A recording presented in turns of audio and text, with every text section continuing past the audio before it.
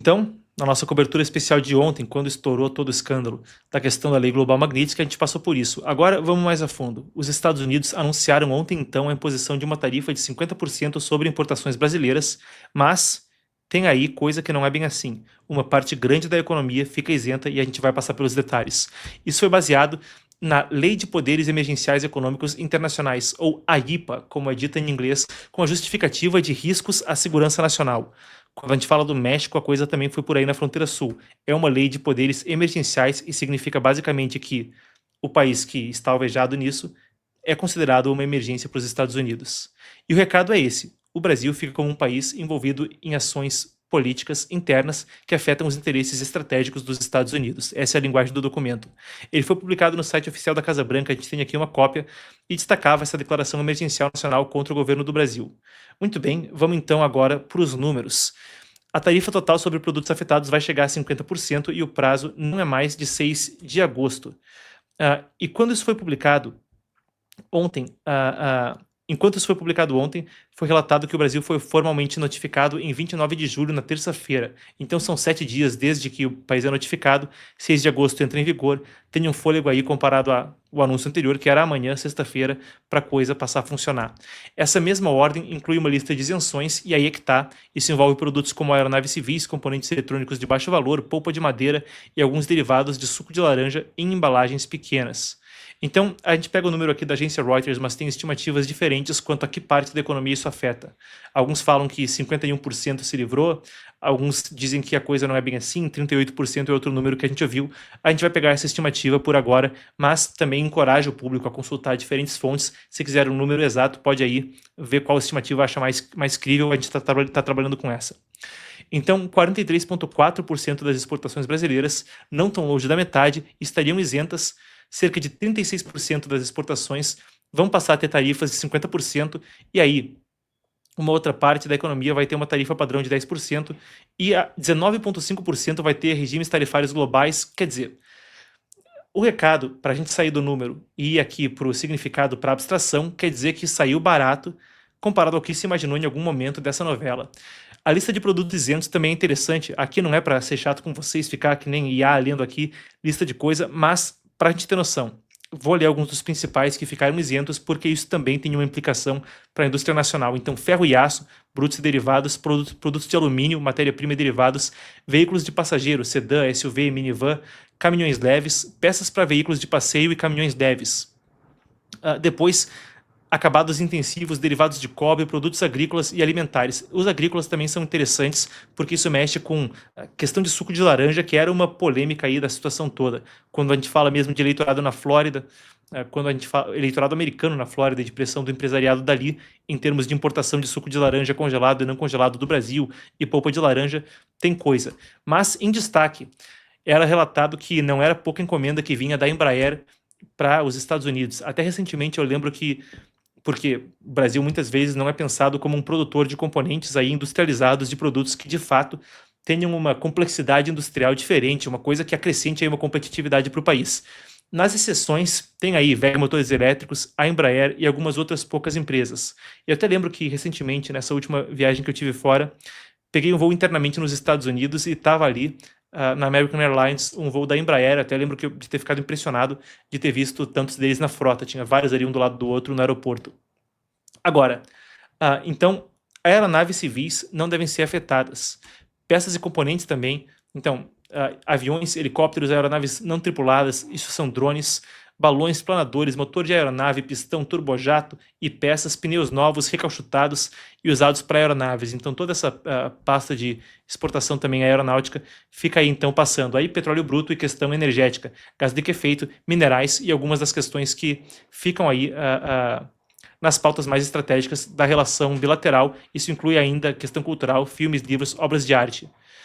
Agora, de forma interessante, o presidente Geraldo Alckmin também comentou, não num pronunciamento à nação, mas no Mais Você, ele conversou com a Ana Maria Braga hoje pela manhã e explicou isso aí na linguagem do povo. Vamos conferir o vice-presidente conversando com a Ana Maria Braga mais cedo. Coisa curta, a gente já volta para seguir e a gente vai passar por como isso pode se configurar no resto da negociação. Unidos não é o primeiro parceiro do Brasil. Quem mais compra do Brasil é a China. Os Estados Unidos é o segundo comprador do Brasil. De calçados? Não, de tudo. De geral? De tudo, geral. Então, produto agrícola, produto industrial e produto minerário. E também serviço. Então, o primeiro é a China, o segundo é os Estados Unidos. Mas os Estados Unidos é muito importante, que ele é o primeiro investidor no Brasil e é para onde a gente vende mais produto industrial, manufatura, valor agregado, avião, máquinas, motores. Então, por isso que ele é importante. Então, quando diz, olha, a tarifa vai ser 50% para entrar nos Estados Unidos, eu estou pagando lá, quase. Você tem que pagar para o governo americano 50% de tarifa.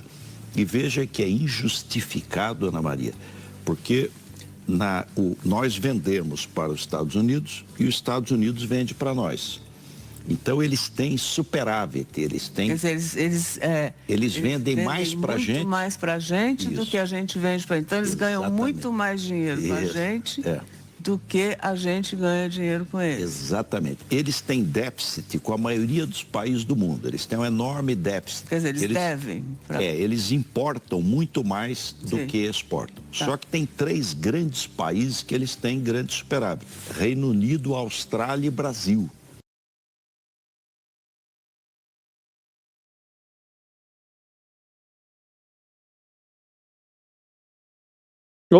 Agora sim, então com o meu áudio, estão me falando que está mudo aqui. Bom, estamos aí de volta então. A gente já viu então o vice-presidente Geraldo Alckmin, também ministro da Indústria, ali falando a Ana Maria Braga. O Alckmin também acrescentou algumas questões interessantes. Eu vou passar com você por mais do que ele tem dito ao longo do desdobrar da crise. Ele falou que o governo brasileiro havia tentado negociar com os Estados Unidos desde março, quando foi uma carta confidencial enviada ao governo Trump, e falou que uma equipe conjunta foi formada para evitar o tarifaço, mas sem sucesso até o momento da imposição, pelo menos o que se diz. E aí isso também tem a ver com a questão da atuação do Eduardo Bolsonaro e o Paulo Figueiredo nos Estados Unidos. Eles dizem que foi um pedido deles também que acabou fazendo com que houvesse essa isenção estratégica e uma salvaguarda aí sobre setores da economia. Alckmin também falou essa questão de China ser o maior parceiro comercial brasileiro e reiterou isso. Mas, novamente, essa questão da complexidade industrial aí é um negócio importantíssimo. Quando a gente fala de Estados Unidos, a gente está falando das exportações que realmente trazem aí uma competitividade, um dinamismo para a economia. Vou contar para vocês uma coisa que recentemente eu estava lendo um livro chamado The American Revolution, a Revolução Americana, do Gordon Wood, e ele fala sobre a história dos Estados Unidos. E ele falava uma coisa que chamou a atenção. Quando houve um boicote ao Reino Unido, porque quando os Estados Unidos ainda eram uma colônia britânica, não se concordava com as políticas que vinham de Londres, era uma ação patriótica, assim, o negócio foi todo mundo correr para fazer sapato e roupa, que eram as principais importações que vinham do Reino Unido. O Brasil foi num sentido oposto ao longo das últimas 2 décadas. Enquanto tinha uma retórica de se afirmar diplomaticamente para fora, o que aconteceu foi o contrário do que aconteceu naquela outra era com os Estados Unidos. Mas um caso aí que também é visto historicamente, trazer indústria como uma questão de segurança nacional, o que os Estados Unidos fazem agora. Retomando, o Brasil foi no sentido contrário. Quase todos os governos, desde a redemocratização, trabalharam de certa forma que a legislação trabalhista ficava mais complicada, a taxação mais complicada e o dinamismo da economia menor e menor.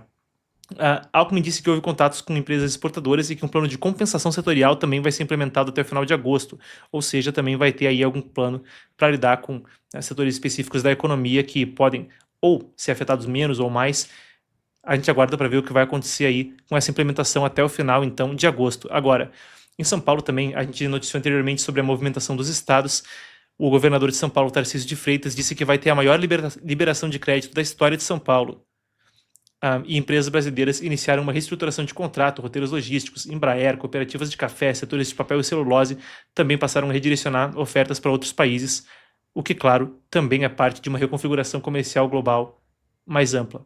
Alguns exportadores falaram que pedidos americanos já sofreram cancelamentos e postergações e que o custo de oportunidades de empresa foi calculado em 4,3 bilhões. A gente tem aqui um dado da Confederação Nacional das Indústrias e do Banco Central.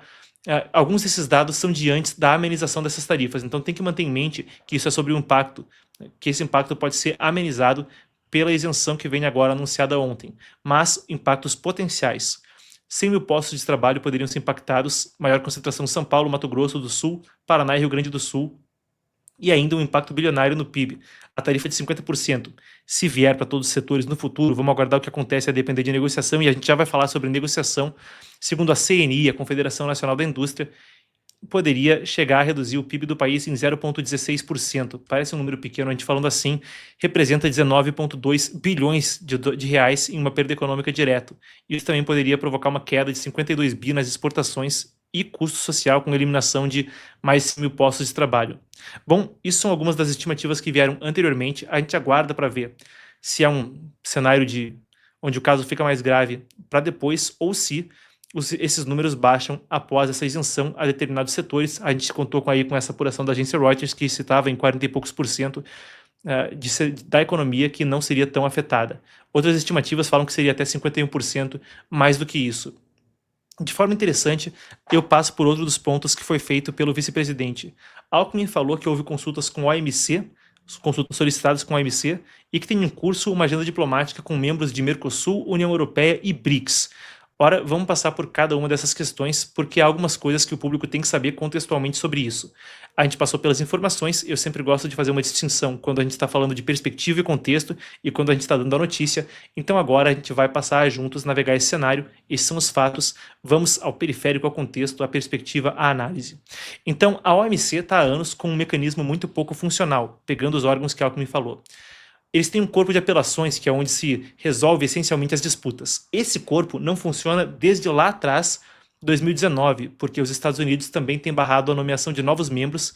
Naquele ano era o Trump, mas o Biden também não se mexeu nesse sentido.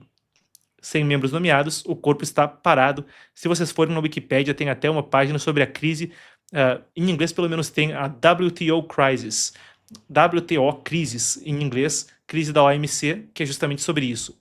Agora, a União Europeia, bem, eles acabaram de ceder num acordo muito criticado pelo alto escalão do bloco, que colocou os Estados Unidos. De quem é a Europa, que está do ladinho de uma guerra, depende para a defesa e de uma vantagem tremenda. E os BRICS, citados por Trump como um grupo de poder anti-americano. A gente fez até tradução simultânea de coletivas, onde ele falou isso anteriormente. O fato de ser BRICS um grupo de poder anti-americano foi também justificativa, como a gente cobriu mais cedo até nas manchetes de hoje, uma justificativa para mais tarifas sobre a Índia. E a China, que é chefe do bloco, está num momento delicado, também está tentando resolver as próprias tarifas com os Estados Unidos, que se não for falado nada, não for resolvido nada, em 12 de agosto volta a guerra comercial que estava numa trégua de 90 dias entre Pequim e Washington. E daí eu quero trazer por seguinte, na Art of the Deal, que é o livro do Trump, aparentemente tem um jogo diferente daquele que é o jogo do governo brasileiro. Enquanto parte do que a gente ouve vir de Brasília é a conversa de manter as coisas somente no comercial e fora do político ou do ideológico, por Trump a coisa não é bem assim. Além da citação do ex-presidente Jair Bolsonaro e do ministro Alexandre de Moraes anteriormente, repetidamente, nas cartas e nos pronunciamentos, para Trump não tem negociação em que alguma coisa esteja fora da mesa, o que ele deixou claro nas entrevistas que ele fez, por exemplo, com a Time, entre a vitória nas eleições e a posse. E aí o que a gente tem do lado é uma citação que vem do próprio livro do republicano O Art of the Deal, o best-seller A Arte do Negócio. Eu vou traduzir para vocês. Eu nunca fico muito apegado a um acordo específico ou uma abordagem. Para começar, eu jogo tudo no ar, eu deixo muitas cartas na mesa, vamos colocar assim, é uma expressão idiomática, muitas bolas no ar. Porque a maioria dos acordos acaba caindo por terra, não importa quão promissores eles comecem a ser, eles sejam primeiro. Isso é só um dos trechos, uma das citações do de Trump costuma repetir a mesma coisa. Joga tudo para lá e para cá, e ainda, outra das citações dele fala: a minha tática de negociações é simples, eu simplesmente jogo a coisa lá em cima e fico martelando até conseguir exatamente o que eu quero. Algumas das citações sobre como ele negocia que destoam da perspectiva que normalmente vem de Brasília agora. Uma de que se quer só um acordo comercial e de que se a pauta ideológica entrar aí, nada feito. Entretanto, não é assim que opera o governo americano desde o início do anúncio de tarifas. A gente aguarda para ver como é que a coisa fica, se tem mais negociação ou não, ou se a tarifa é isso e pronto. Mas, enquanto há essa tensão, também há outra tensão. A possibilidade de que mais autoridades brasileiras recebam sanções, ou sob a Lei Global Magnitsky, ou sob outros instrumentos da política externa americana. Nessa grande composição, enquanto se tenta isolar o ideológico de um lado, por lado americano o que parece é que não é por aí. E quem fala isso não sou eu, é a forma como o presidente americano sempre fez negócio.